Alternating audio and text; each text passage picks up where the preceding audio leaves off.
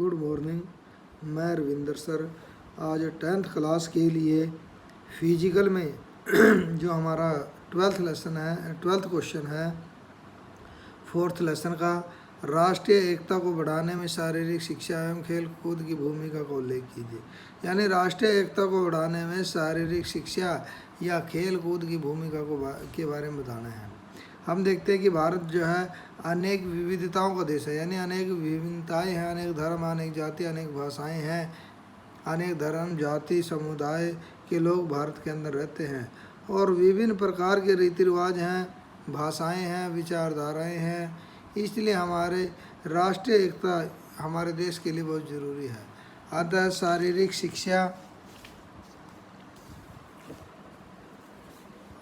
शारीरिक शिक्षा खेलों के माध्यम से देश के प्रति एकता की भावना को जागृत करती है। इन खेलों के माध्यम से हम एक दूसरे से मिलते हैं, आपस में बातें करते हैं और जब एक टीम देश के लिए खेलती है तो वह सभी विभिन्न धर्मों, जातियों, संप्रदाय के लोग उसमें होते हैं और वे एक लक्ष्य को ध्यान में रखकर ही खेलते हैं। खेलों के माध्यम से उनमें एक दूसरे की सहायता करना, सद्भावना, भाईचारा, सहनशीलता, मित्रता, सामंजस्य, ईमानदारी, वफादारी, सामाजिक नैतिक गुणों का विकास होता है और खेल कूद के द्वारा ही एकता का पाठ पढ़ाया जा सकता है, क्योंकि इसके बिना खेलों में विजय प्राप्त करना संभव नहीं है।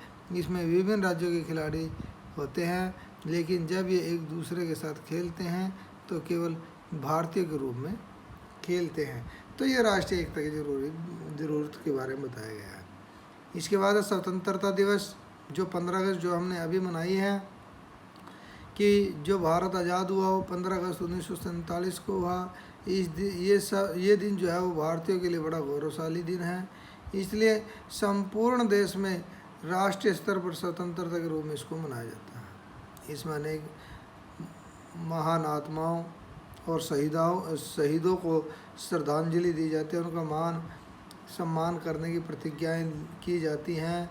इस दिन भारत के प्रधानमंत्री राष्ट्रीय ध्वज फहराते हैं लाल किले पर और अपना भाषण देते हैं। अपने भाषण में स्वतंत्रता सेनानियों के त्याग और बलिदान को याद करते हैं, स्मरण करते हैं और स्वतंत्रता दिवस की पूर्व संध्या पर राष्ट्रपति राष्ट्र के नाम एक संदेश भी देता है और विदेशों के राजदूत उसे बधाई और शुभकामनाएं भेजते हैं। तो ये 15 अगस्त के बारे में हम बता सकते हैं, जो अभी हमारा 15 अगस्त हमने मनाया था। इसके बाद राष्ट्रीय एकता के विकास में शिक्षा का क्या योगदान है। शिक्षा जो है वो परस्पर सहयोग, सहिष्णुता और सहकारी भावना को विकास करती है। संकीर्ण यानी जो छोटी सोच है उसको दूर करती है। सकारात्मक प्रवृत्ति का विकास करती है। विभिन्न वर्गों में भाईचारा, प्रेम व स्वदेश की भावना का विकास करती है। नैतिक व चारित्रिक गुणों का विकास करती है। सांप्रदायिक, क्षेत्रीय व भाषावाद को दूर करती है। विद्यालय में राष्ट्रीय झंडे को सलामी देते समय किन किन बातों को ध्यान में रखना चाहिए।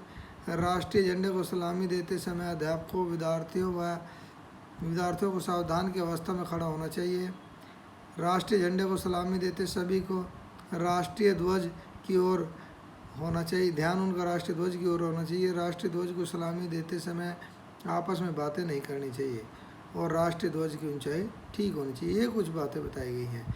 तो ये 3 क्वेश्चन हमने किए हैं, 4। तो आपने इनको लर्न भी करना है और राइट भी करना है। अगर कोई क्वेश्चन समझ में नहीं आता तो आप उसके बारे में कन्फर्म भी कर सकते हैं। Okay, thank you.